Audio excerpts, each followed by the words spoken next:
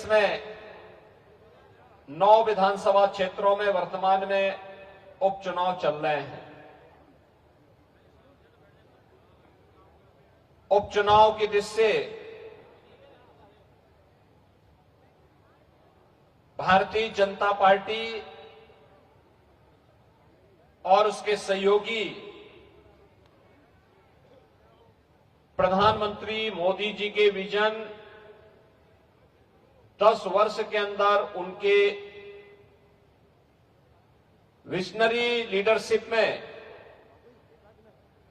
भारत ने और उत्तर प्रदेश ने जो उपलब्धियां हासिल की हैं, उन मुद्दों को लेकर के जनता जनार्दन के बीच में है। आपने देखा होगा ये चुनाव पहले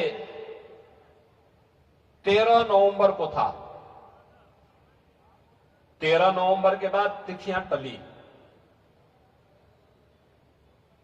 क्योंकि लगभग कमोवेश सभी राजनीतिक दलों ने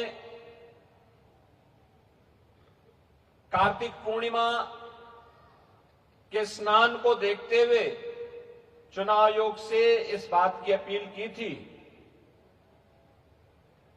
कि 15 नवंबर की तिथि ध्यान में रखते हुए इसको आगे चुनाव किया जाए। भारत निर्वाचन आयोग ने जन आस्था का सम्मान किया। 20 नवंबर को चुनाव की तिथि तय की।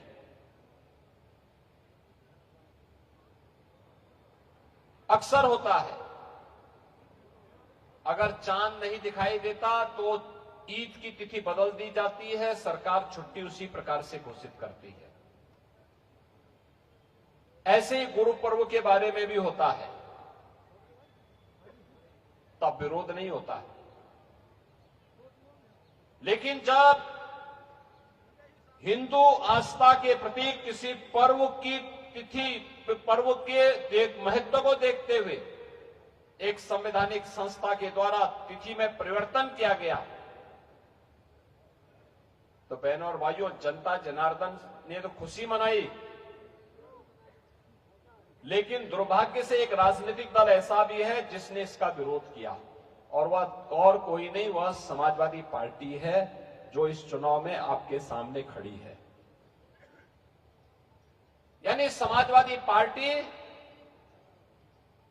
जन आस्था के साथ खिलवाड़ करने वाली party, Samajwadi party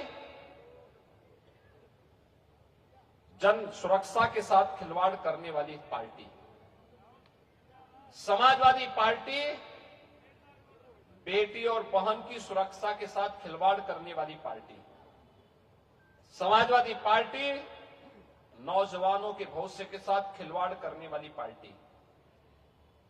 Samajwadi party का मतलब व्यापारियों की सुरक्षा में सेंध लगाने वाली पार्टी, अन्नदाता किसानों के खुशहाली पे ग्रहण लगाने वाली पार्टी। जो पार्टी विकास विरोधी हो, युवा विरोधी हो, महिला विरोधी हो, व्यापारी विरोधी हो, जन आस्था का सम्मान न कर सकती हो, क्या उस पार्टी को चुनाव जीत करके जाना चाहिए? क्या जाना चाहिए? क्या गाजियाबाद वासियों में आप इसे पूछना चाहता हूं।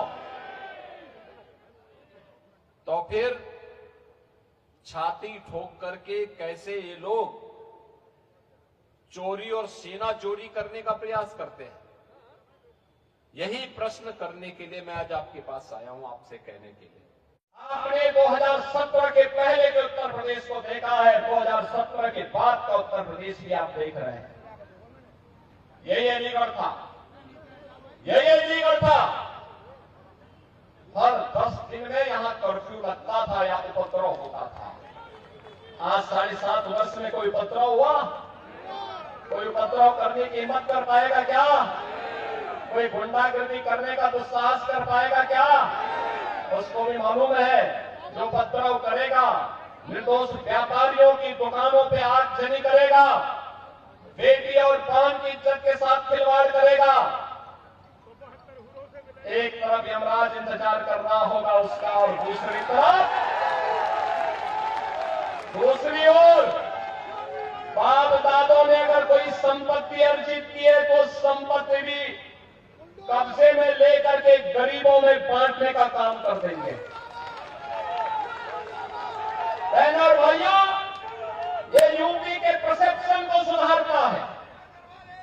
ये यूपी वही यूपी है, हर तीसरे दिन दंगा होता था, कर्फ्यू महीनों महीनों लगता था, पर्व और त्योहार शांतिपूर्ण तरीके से नहीं मनाए जाते थे, अराजकता चरम पर थी, गुंडागर्दी चरम पर थी, अव्यवस्था का आलम क्या था कौन नहीं जानता है, कौन नहीं जानता है।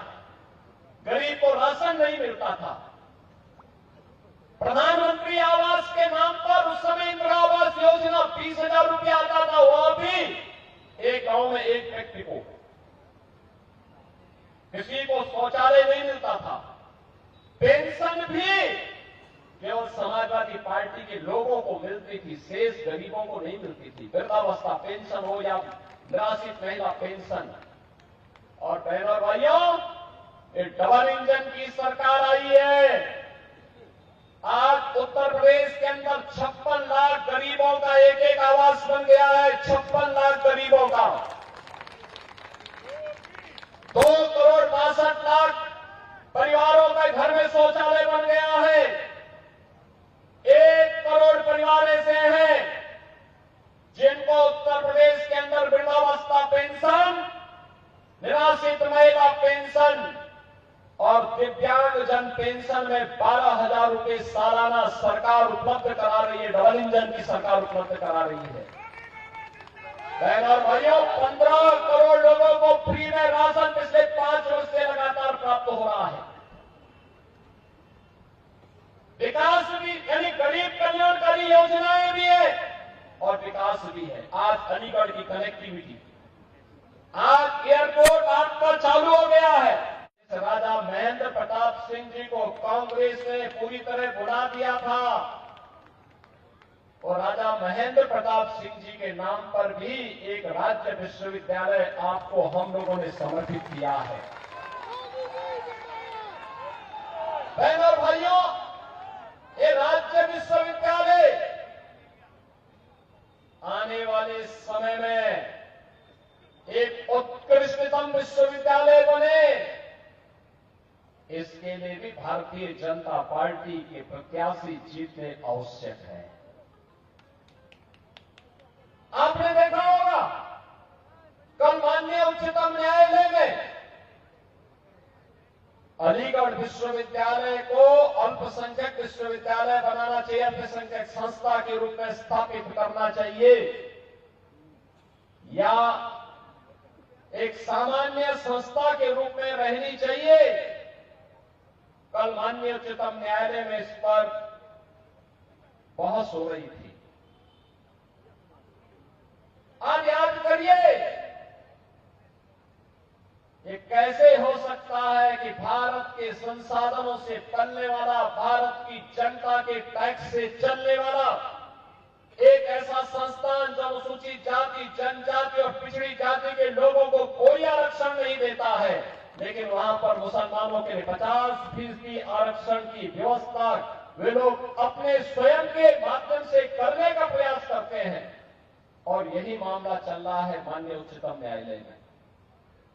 बहनों और भाइयों, भारत का संविधान अनुसूचित जाति, जनजाति को और मंडल कमीशन की रिपोर्ट के आधार पर पिछड़ी जाति के लोगों को आरक्षण की सुविधा देता है, लेकिन इस सुविधा अलीगढ़ मुस्लिम विश्वविद्यालय में क्यों नहीं मिल पाती है? क्यों नहीं मिल पाती है? जब भारत का पैसा लगा है तो अनुसूचित जाति, जनजाति और पिछड़ी जाति के लोगों को भी वहां आरक्षण की सुविधा का लाभ मिलना चाहिए, नौकरी में भी मिलना चाहिए और अनुसूचित जाति और पिछड़ी जाति के बच्चों को प्रवेश में भी वहां सुविधा प्राप्त होनी चाहिए थी। लेकिन क्यों बंद किया गया? क्योंकि कांग्रेस नहीं चाहती है, समाजवादी पार्टी नहीं चाहती है, बहुजन समाज पार्टी नहीं चाहती है, क्योंकि इन सबको वोट बैंक को बचाने के लिए ये लोग आपकी भावना के साथ और राष्ट्रीय एकता और अखंडता के साथ खिलवाड़ कर रहे हैं।